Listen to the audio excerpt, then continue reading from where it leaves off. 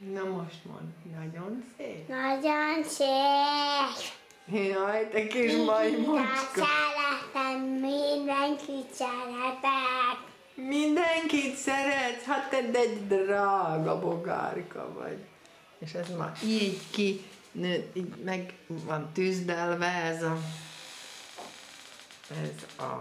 gyertyatartó. És te mindenkit szeretsz, te kis fejecske. Igen. Csak ez kell még. Azt is még?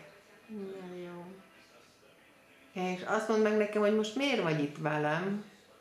Mert nincs itt apu. Na de miért? Mert anyuci kórházban van, Van meg apu. várja Ádámkát, Meg apu munkában van. apu munkában van, és neked tegnap lázad volt, ugye?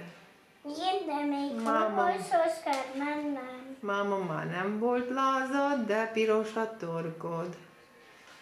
És mentek doktornéni. És ott van Báger, Bobby Deres. Bobby Deres Báger van a doktornéninél? Ott a másik felén. Másik felé? Igen. Aha. És azzal lehet játszani? Megengedi a doktornéni? Mindig megengedjük, hogy hát a másik felére mertek kipróbálni minden. Igen. Vannak ott más játékok is? Igen, sok játék. Ide nézzél, ide. Úgy. Sok játék Meg van. fogom nézni. Van kis babáknak is van játék?